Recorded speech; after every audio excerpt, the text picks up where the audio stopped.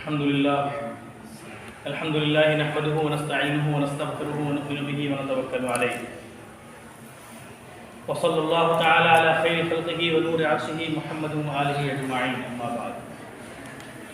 محترم سامعین و حاضرین و ناظرین جملہ صاحب جمعہ، السلام علیکم ورحمۃ اللہ وبرکاتہ.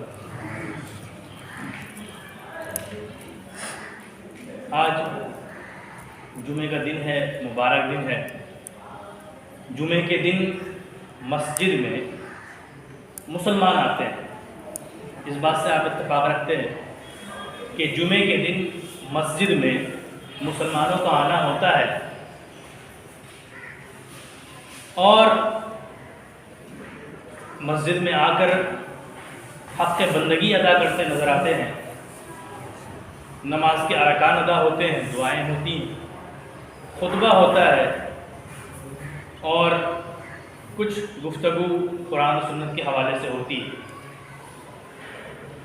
افسوس اس بات کا ہے کہ جمعہ کے علاوہ لوگ نہیں آ پاتے جس مقدار میں لوگ جمعے میں مسجد میں حاضر ہوتے ہیں. یہ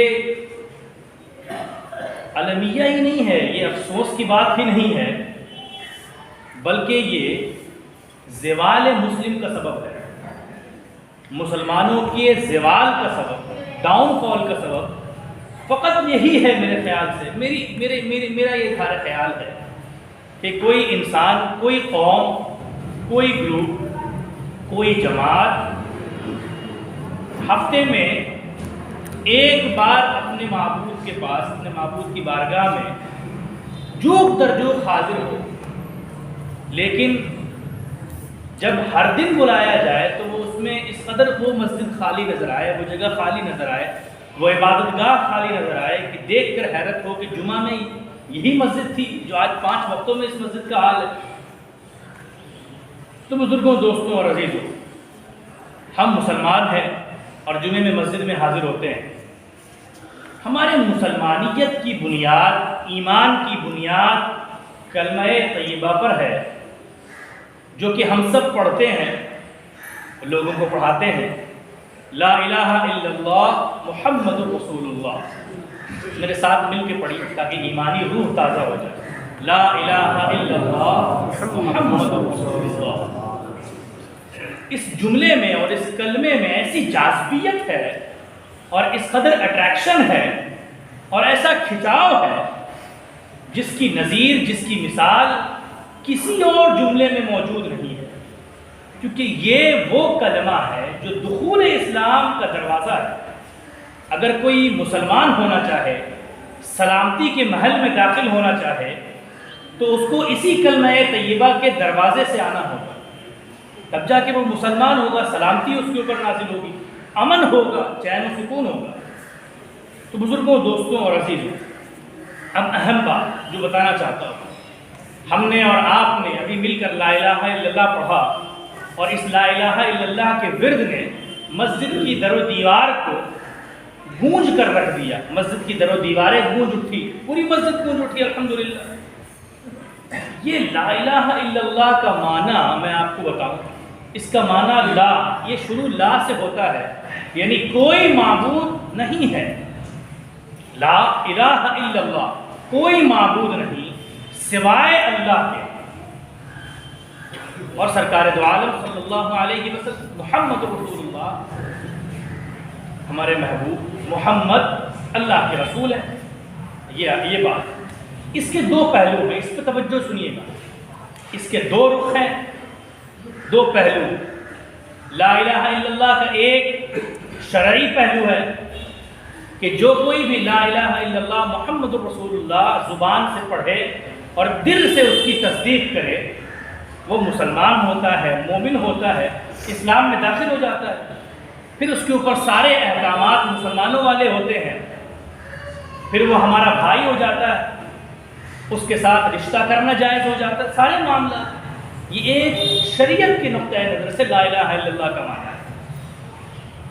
ایک اہم بات لا الہ الا اللہ کے تناظر میں صوفیاء اکرام کے حوالے سے نظر آتی ہے، وہ یہ، وہ بات جو پڑھنے کو ملتی ہے تصوف کے حوالے سے کہ تصوف میں اور صوفیاء کے یہاں لا الہ الا اللہ، کوئی معبود نہیں، کوئی عبادت کے لائق نہیں، یہ شریعت کے اعتبار سے مسلمان ہونے کی دلیل ہے کوئی اگر پڑھتا ہے، لیکن اس کو توجہ سے سنیے گا، تصوف میں اس کا معیار بالکل الگ ہے۔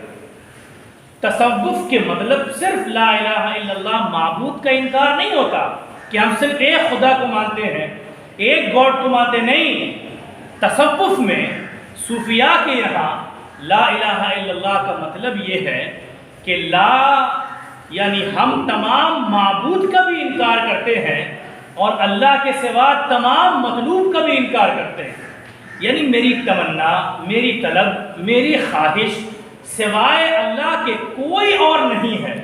ہم چاہیں گے تو اللہ کو چاہیں گے، ہم محبت کریں گے تو اللہ سے محبت کریں گے، ہم خواہش کریں گے تو اللہ ہی کی خواہش کریں گے، اور ہم طلب کریں گے تو اللہ کی ذات کی ہی طلب کریں گے۔ سوائے اللہ کے نہ کوئی معبود ہوگا، نہ کوئی مطلوب ہوگا، نہ کوئی پسندیدہ ہوگا، صرف اللہ ہی ہوگا جو مطلوبی ہوگا اور معبود ہی ہوگا۔ تو بزرگوں، دوستوں اور عزیزوں، یہ تصوف کے حوالے سے بڑی اہم بات تھی۔ حضرت مخدوم حسین نوشہ توحید بلخی، جن کا مزار پہاڑپورہ میں استاد درگاہ کے نام سے ہم جانتے ہیں، اس بارگاہ کو بہار شریف میں خاص کے، حضرت نے ایک بڑی پیاری بات فرمائی ہے، اس کو توجہ سنیے۔ حضرت نے فرمایا کہ توحید کی دو قسمیں، توحید قولی اور توحید عملی۔ کوئی انسان لا الہ الا اللہ کہتا ہے تو وہ صرف تمام جملہ اتنے خدا ہیں دنیا میں فرضی، وہ سب کا انکار کرتا ہے اور وہ صرف ایک خدا کو ماننے والا ہو جاتا ہے۔ لیکن توحید عملی یہ ہے، عملی توحید یہ ہے کہ وہ صرف معبود کا انکار نہ کرے بلکہ اللہ کے علاوہ اس کی تمنا اور اس کی خواہش کوئی اور نہ ہو سوائے اللہ کے ذات کی۔ یہ توحید عملی ہے، یہ تصوف کا معیار ہے، یہ سوچ ہے اور فکر ہے، اور یہی کامیابی کی دلیل ہے۔ ہمارے کامیابی کا معیار کیا ہے، اس کو بھی آپ سنیے۔ ہم کیا سوچتے ہیں، ہمارے خیالات کیا ہیں اور ہماری فکر کیا ہے، ہماری سوچ کیسی ہے، ہمارا پوائنٹ آف ویو کیا ہے۔ ہم یہ سوچتے ہیں کہ جو بہت زیادہ مالدار ہے وہ کامیاب ہے، جس کے پاس بہت پیسہ ہے وہ مالدار ہے، وہ کامیاب ہے، جس کے پاس زمین بہت ہے، جائیداد بہت ہے، وہ کامیاب ہے، وہ مالدار ہے، جس کا بزنس بڑے شہر میں ہے، جس کا بزنس بہت بڑا ہے وہ کامیاب ہے، جس کی جاب ویسٹرن ورلڈ میں ہے، یورپ میں ہے یا پھر کسی بڑی کنٹری میں ہے، وہ کامیاب ہے۔ لیکن اللہ تبارک و تعالیٰ کی بارگاہ میں ان تمام معاملات کی کوئی گنجائش نہیں۔ اس کو آپ خوب غور سے سمجھیے۔ اگر آپ بہار شریف میں رہتے ہیں، بہار شریف کے کسی محلے میں رہتے ہیں جو زیادہ ڈیولپ نہیں ہے، عام ہے، ڈیولپمنٹ بہت کم ہے، آپ وہاں رہتے ہیں، لیکن آپ کے دل کا جو تار ہے اور آپ کے دل کی جو صدا ہے اور آپ کے دل کا جو معاملہ ہے وہ اللہ تبارک و تعالیٰ کے ساتھ جڑا ہوا ہے، تو ہزارہ لوگ جو امریکہ میں پڑھ رہے ہیں اور رہ رہے ہیں وہ آپ کی اس دلی کیفیت کی ایک لمحے کا بھی مقابلہ نہیں کر سکتے۔ اس کی دلیل کیا ہے؟ اس کی دلیل قرآن پاک کی وہ آیت کریمہ ہے کہ اللہ تبارک و تعالیٰ نے ان تمام کامیابیوں کی نفی کر دی اور فرمایا کہ کامیابی پیسہ نہیں ہے، کامیابی زمین کی وسعت نہیں ہے، والعصر ان الانسان لفی خسر، بے شک یہ تمام چیزیں تو گھاٹے کی چیزیں ہیں، اور ان تمام چیزوں کے حصول کی طلب میں انسان گھاٹے میں چلا جاتا ہے۔ قرآن نے فرمایا 30ویں پارے میں والعصر ان الانسان لفی خسر، یہ تمام چیزیں گھاٹے کی ہیں، یہ تمام چیزیں نقصان دہ چیزیں ہیں۔ کامیابی کا معیار فقط یہ ہے الا الذین آمنوا وعملوا الصالحات، کامیابی کا معیار یہ ہے کہ جو شخص بہت بڑا ہو، کامیابی یہ ہے کہ اس کی تمام بڑائی ہونے کے باوجود وہ ایمان لے آئے اور ایمان لانے کے ساتھ ساتھ اس ایمان کے بعد عمل کرنا شروع کر دے، یہی انسانیت کی کامیابی کا راز ہے۔ تو بزرگوں، دوستوں اور عزیزوں، کوئی کسی بڑے شہر میں کیوں نہ ہو، اس کی جاب کتنی بڑی کیوں نہ ہو، وہ کامیاب نہیں ہو سکتا اللہ کی بارگاہ میں۔ اس کی 60 سالہ زندگی، اس کی 70 سالہ زندگی، اس کی 80 سالہ زندگی لوگوں کے درمیان تو کامیاب تصور کی جائے گی، لیکن پروردگار کی بارگاہ میں وہ زندگی کامیاب زندگی نہیں لکھی جاتی جو اللہ کی یاد اور اس کے خیالات کے علاوہ گزار دی جائے۔ اللہ تعالیٰ فرماتا ہے قرآن پاک میں، وَأَمَّا مَنْ خَافَ مَقَامَ رَبِّهِ وَنَهَى النَّفْسَ عَنِ الْهَوَىٰ، بے شک جو کوئی اللہ کی بارگاہ میں کھڑا ہونے سے ڈرتا ہے اور اللہ کی بارگاہ میں اس بات سے ڈرتا ہے کہ میں آج جو عمل کر رہا ہوں پھر اللہ کی بارگاہ میں اس کا حساب دینا ہے، سوالات ہوں گے، اس کا جواب دینا ہے، کیلکولیٹ کر کے بتانا ہے کہ میں نے یہ کیا تو یہ حق تھا یا ناحق تھا، میں نے یہ کھایا تو حلال طریقے سے کھایا یا حرام طریقے سے کھایا۔ اللہ تعالیٰ فرماتا ہے سورہ نازعات میں، وَأَمَّا مَنْ خَافَ مَقَامَ رَبِّهِ وَنَهَى النَّفْسَ عَنِ الْهَوَىٰ، جو اللہ کی بارگاہ میں کھڑا ہونے سے ڈرتا ہے اور اپنے نفس کی غلط خواہشوں کو اللہ کے لیے روکتا ہے، فَإِنَّ الْجَنَّةَ هِيَ الْمَأْوَىٰ، تو اس کا ٹھکانہ اور اس کا مقدر جنت ہی جنت ہے اور اس کے لیے جنت سجا کے رکھی ہوئی۔ بزرگوں، دوستوں اور عزیزوں، قرآن کی آیتوں کو خوب غور سے سننے کی ضرورت ہے۔ اگر ہم قرآن نہیں پڑھیں گے، قرآن کی آیتوں پر غور نہیں کریں گے تو صرف دنیا کی کتابیں دنیا کی کامیابی کا راز بتاتی ہیں جو چند سالہ ہے، لیکن اگر ہم اخروی کتاب، وہ آفاقی کتاب پڑھیں جو آسمان سے نازل ہوئی، جو اللہ تبارک و تعالیٰ کی بارگاہ سے نازل ہوئی، تو اس میں دنیا کی زندگی کی بھی کامیابی کا راز ہے اور آخرت کی زندگی کی کامیابی کا بھی راز ہے۔ میں دو حدیث آپ کے سامنے سناتا ہوں۔ حضرت سعید بن عمر جمحی جلیل القدر صحابی ہیں، اور حضرت عمر رضی اللہ تعالیٰ عنہ نے آپ کو اپنے دور خلافت میں ایک خاص جگہ کا گورنر بنایا، ایک خطے کا گورنر بنایا تھا۔ آپ کی حکمرانی تھی وہاں پہ، آپ کا حکم چلتا تھا، ساری دولت آتی تھی اس خطے کی اور آپ کے ہاتھ میں اس کے تقسیم کا طریقہ تھا، ساری چیزیں آپ کے ہاتھ میں تھی، سارا لا اینڈ آرڈر آپ کے ہاتھ میں تھا، ساری ایڈمنسٹریٹو سروس آپ کے ہاتھ میں تھی، آپ قاضی تھے، آپ گورنر تھے اس خطے کے۔ تو حضرت عمر رضی اللہ تعالیٰ عنہ کا یہ طریقہ تھا کہ وہ گورنروں کو ان کی خدمت کے نتیجے میں معاوضہ، اجرت، سیلری دیا کرتے تھے۔ اس واقعے کو سنیے، حضرت عمر اپنے گورنروں کو سیلری دیا کرتے تھے تو وقت پر سب کو سیلری مل جاتی تھی، ان کو بھی ملتی تھی، حضرت سعید بن عامر کو۔ تو حضرت عمر رضی اللہ تعالیٰ عنہ نے فرمایا، ایک خاص شخص کو بلایا اور کہا کہ خاموشی سے جاؤ اور جا کے ہر کسی کے گھر میں دیکھو کہ کون غریب ہے، کون ضرورت مند ہے، جو ضرورت مند نظر آئے اس کی لسٹ بنا کے میرے پاس لے کے آؤ، ہم غائبانہ اس کی مدد کریں کیونکہ خلیفہ وقت ہے۔ تو یہ طریقہ تھا، اس طریقے پہ بھی غور کرنے کی ضرورت ہے کہ کس طریقے سے بغیر دکھاوے کے، بغیر ریاکاری کی، خاموشی سے حضرت عمر لوگوں کے دروازے ایک شخص کو بھیجتے ہیں کہ جاؤ نام لکھ کے آؤ اور لے کے میرے پاس آؤ، جو ضرورت مند ہوگا ہم اس کی غائبانہ مدد کریں گے۔ جب لسٹ آئی تو سب سے اوپر حضرت سعید بن عامر جمحی کا نام تھا۔ حضرت عمر نے غور سے دیکھا اور لسٹ لانے والے سے پوچھا یعنی یہ سعید بن عامر وہ شخص ہے جو گورنر ہے؟ کہا جی حضور وہی شخص ہے جو گورنر ہے، وہاں آپ نے لگایا۔ کہا کہ اسے سیلری نہیں ملتی؟ تم نے کہا غریبوں کی فہرست میں اس کا نام لکھ لیا، غریب تو نہیں ہے، تم نے اس کا نام کیوں لکھ لیا؟ ہم تو سیلری دیتے ہیں، معاوضہ دیتے ہیں اور مزدوری دیتے ہیں محنت کے نتیجے میں، وہ تو سیلری جاتی کہاں ہے، وہ اجرتیں جاتی کہاں ہیں، وہ پیسے کہاں جاتے ہیں؟ تو وہ شخص جو آیا تھا لسٹ لے کے بنا کے، حضرت امیر المؤمنین نے جب پوچھا کہ تم نے سب سے پہلے ان کا نام کیوں لکھا ہے، ان کو تو دیا جاتا ہے، تو اس نے کہا کہ اے امیر المؤمنین، آپ کے صاحب، آپ کے ساتھی کیا کی کیفیت یہ ہے کہ آپ جو عطا کرتے ہیں ان کی باطنی کیفیت، ان کی ظاہری کیفیت اور ان کی للہیت اور ان کی بندگی کا یہ عالم ہے کہ وہ جب اپنا معاوضہ اور اپنی سیلری آپ کی بارگاہ سے لے کے جاتے ہیں تو وہ سیلری گھر بھی نہیں پہنچتی، آدھی تو وہ یوں ہی خیرات کر دیتے ہیں اور آدھی گھر پہنچتے ہیں تو اپنی اہلیہ سے کہتے ہیں کہ گھر گھر جاؤ، دروازے جاؤ، چوکھٹ جاؤ اور ہر عورت سے دیکھو اور اس سے پوچھو کہ کون غریب ہے اور کون محتاج ہے، جو محتاج نظر آؤ عامر کے گھر میں ایک روٹی پکے اور اس کی سلطنت کے لوگ بھوکے رہے، عامر کے اوپر ایسی روٹی حرام ہے۔ سعید کے اوپر ایسی روٹی حرام ہے۔ حضرت عمر نے سنا، آنکھیں اشکبار ہو گئی۔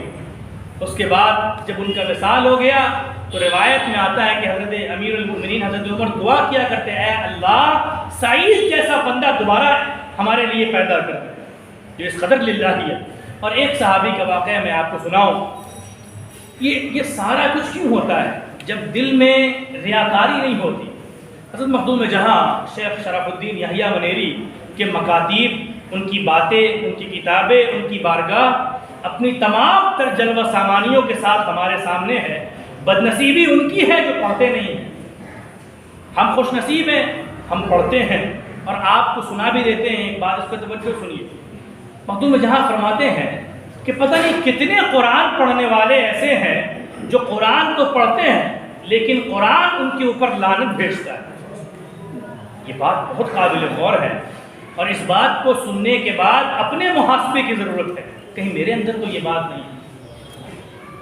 یاد رکھیے، زندہ قوم وہ ہوتی ہے جو اپنے بزرگوں کی تعلیمات کو پڑھ کر اپنے دل پر جمی ہوئی گرد کو دھوتی ہے اور جھاڑتی نظر آتی ہے۔ مخدوم جہاں فرماتے ہیں، بڑی پیاری بات فرماتے ہیں کہ بہت سارے قرآن پڑھنے والے ایسے ہیں جو قرآن پڑھتے ہیں لیکن قرآن تو وہ پڑھتے ہیں، قرآن ان کے اوپر لعنت بھیجتا ہے۔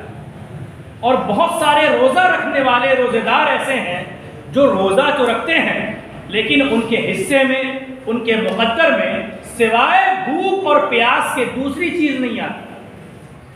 وہ سارا دن روزہ تو رکھتے نظر آتے ہیں لیکن ان کے نامہ اعمال میں بھوک اور پیاس لکھا جاتا ہے، روزے دار نہیں لکھا جاتا۔ اور مخدوم جہاں فرماتے ہیں، نہ جانے کتنے نمازی ایسے ہیں جو نماز تو پڑھتے ہیں لیکن ان کے نامہ اعمال میں سوائے اٹھنے اور بیٹھنے کے دوسری چیز اور نہیں لکھی جاتی، نہ نظر آتی۔ اب اس کا کنکلوژن کر کے مخدوم جہاں فرماتے ہیں اس کی وجہ کیا ہے؟ مخدوم جہاں نے فرمایا ان تمام معاملات کی وجہ صرف ایک چیز ہے کہ اگر کوئی بندہ ان تمام یہ تمام اعمال کرے اور اس کی نیت دکھاوے کی ہو، ریاکاری کی ہو، دکھلاوے کی ہو، شو آف کرنے کی ہو، تو اس کا قرآن پڑھنا بھی صرف لعنت لکھائے گا اور نماز پڑھنا بھی صرف اٹھنا اور بیٹھنا لکھائے گا اور روزہ رکھنا بھی صرف بھوک اور پیاس تصور کیا جائے گا۔ بزرگوں، دوستوں اور عزیزوں، مخدوم صاحب فرماتے ہیں، بڑی پیاری بات مکتوبات دو صدی فرمایا۔ حضرت فرماتے ہیں کہ ایک روایت ملتی ہے کہ اللہ تعالیٰ نے حضرت داؤد علیہ السلام کو فرمایا کہ اے داؤد، ایسے عالموں کی صحبت اختیار نہ کرو اور اپنی امت میں ایسے عالموں کی پیدائش کی دعا نہ کرو جن کے دل کو دنیا کی محبت نے متکبر بنا دیا۔ تکبر کرنے والا، بڑائی کرنے والا، متکبر بنا دیا۔ یاد رکھنا، حضرت مخدوم جہاں فرماتے ہیں کہ اللہ تعالیٰ حضرت داؤد علیہ السلام کو فرماتا ہے کہ اے داؤد، ایسے عالم کی دعا مت کرو، ایسے عالم کی تمنا بھی مت کرو جس کو دنیا نے اس کے دل کو اور اس کو متکبر بنا دیا ہے۔ حقیقتاً یہ میری راہ کے راہزن ہیں، ڈاکو ہیں، جن کا حال یہ ہے کہ وہ میرے راستے میں آنے والوں کو اچک لیتے ہیں، یہ میری طرف نہیں لاتے۔ ان سے دور رہو اور اپنی امت کو بھی دور کر کے رکھو کہ یہ تم کو میری یاد سے اور میرے خیال سے غافل کر کے رکھ دیں گے۔ بزرگوں، دوستوں اور عزیزوں، عالم کوئی بھی ہو، صوفی کوئی بھی ہو، وہ بظاہر کس قدر صوفی نظر آتا ہے، وہ بظاہر عالم ہی کیوں نہ نظر آتا ہو، لیکن اگر اس کے باطن میں علم پر عمل نہیں ہے اور اس کے دل میں اللہ کی یاد موجود نہیں ہے تو اللہ کی بارگاہ میں نہ ایسے علم کی کوئی گنجائش ہے، نہ ایسی باتوں کی کوئی گنجائش ہے، نہ ایسے اعمال کی کوئی گنجائش ہے۔ ایک صحابی سرکار دو عالم صلی اللہ علیہ وسلم سے بڑی محبت فرمایا کرتے تھے اور حضور کے وصال کے بعد نصرانیوں سے جب جنگ ہوئی تو ان کو قید کر لیا گیا اور قید کرنے کے بعد ان کو بٹھایا گیا اور نصرانی بادشاہ کے پاس لایا گیا۔ ان کی خود کی کیفیت یہ تھی کہ وہ بہت قوی تھے اور بہت زیادہ طاقتور تھے۔ وہ جب جنگ کیا کرتے تھے تو دشمنوں کی لاشیں گرنے لگتی تھیں اور ان کا ایک نام تھا نصرانی بادشاہ۔ آخری بات ختم کر رہا ہوں۔ نصرانی بادشاہ کے پاس لایا گیا، بٹھایا گیا، وہ بڑے خوبصورت، حسین و جمیل ان کے نصرانی بادشاہ کے پاس ان کو لایا گیا، حسین و جمیل انسان، قوی، دلیر، مضبوط اعصاب والے. جب بٹھایا گیا تو اس بادشاہ نے دیکھا، یہ ایمانی کیفیت تو سنی. اللہ تعالیٰ قرآن پاک میں ارشاد فرماتا ہے افرأیت من اتخذ الہہ ہوا. میں نے آپ کو بتایا کہ تصوف اور صوفیزم یہ ہے کہ شریعت یہ ہے کہ لا الہ الا اللہ کے ذریعے مسلمان ہو جائے انسان، تمام معبود اور تمام خداؤں کا انکار کر دے. لیکن صوفیزم یہ ہے کہ لا الہ الا اللہ کے ذریعے خواہش نفس کا بھی انکار ہو اور دل کی تمنا کا بھی انکار ہو. دل کی تمنا بھی صرف اللہ کی ذات ہو اور دل کی خواہش بھی اللہ کی ذات ہو. اس کی دلیل قرآن پاک سے سنیے. اللہ تعالیٰ فرماتا ہے افرأیت، اے میرے حبیب آپ نے دیکھا ان لوگوں کو. اس صوفیزم کی روش اور صوفیزم بلکہ تصوف کے اس طریقے کو قرآن کے حوالے سے سنیے. اللہ تعالیٰ فرماتا ہے افرأیت، اے حبیب کیا آپ نے ان لوگوں کو دیکھا من اتخذ الہہ ہوا، جنہوں نے اپنے دل کی باطل خواہشوں کو، اپنے دل کی تمنا کو، حرص کو، ہوس کو، لالچ کو ہی اپنا معبود بنا لیا، اپنا رب بنا لیا، اپنا خدا بنا لیا. کیا آپ نے ان کو نہیں دیکھا؟ تو بزرگوں، دوستوں اور عزیزوں، یہ آیت کریمہ تصوف کے اس منہج کی تائید کرتی ہے کہ جو لوگ اپنے خیالات کو ہی، اپنے خواہشات کو ہی، اپنی لالچ کو ہی، اپنی ہوس کو ہی سب کچھ مقصد اصلی بنا لیتے ہیں، ان کے لیے اللہ تعالیٰ نے فرمایا افرأیت من اتخذ الہہ ہوا، کیا آپ نے حبیب ان بدبختوں کو نہیں دیکھا جنہوں نے اپنے خواہشات کو ہی اپنا معبود بنا لیا؟ ایسے لوگ خسارے میں ہیں، نقصان میں. تو میں اس نصرانی بادشاہ کے بارے میں بتا رہا تھا کہ وہ صحابی تھے، وہاں بیٹھے تھے. آخری بات بیان کر رہا ہوں، بالکل ختم. وہ بیٹھے تھے وہاں پہ. اس نصرانی بادشاہ نے دیکھا کہ حسین و جمیل شخص ہے، دلیر ہے، قوی ہے، مضبوط ہے.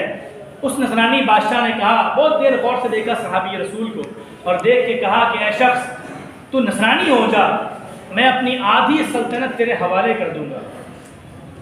آپ آفر سن رہے ہیں؟ آفر سنیے، آفر دیکھیے کیسا مل رہا ہے. بادشاہ ہے وقت اور فارسیوں کا بادشاہ، بہت بڑی سلطنت. اس نے کہا کہ تو نصرانی ہو جا، میں تیرے لیے آدھی سلطنت لکھ دوں گا. وہ صحابی رسول تھے، ان کی آنکھیں اشکبار ہو گئی. انہوں نے سر اٹھایا اور سر اٹھا کے کہا کہ اے بادشاہ تو مجھے آدھی سلطنت لکھ دے، پھر پوری سلطنت لکھ دے، پھر پوری لکھ. تو مجھے ساری دنیا میرے قسمت میں لکھ دے، پھر بھی محمد عربی سے غداری کبھی نہیں کروں گا. اور اس دنیا کے لیے جو مومنوں کے قدموں کی ٹھوکر کے برابر ہے، اس دنیا کے لیے اپنی غلامی کو اور وفاداری کو تیری چند دن کی زندگی کے بدلے میں بیچ دوں، کبھی ایسا نہیں ہو سکتا.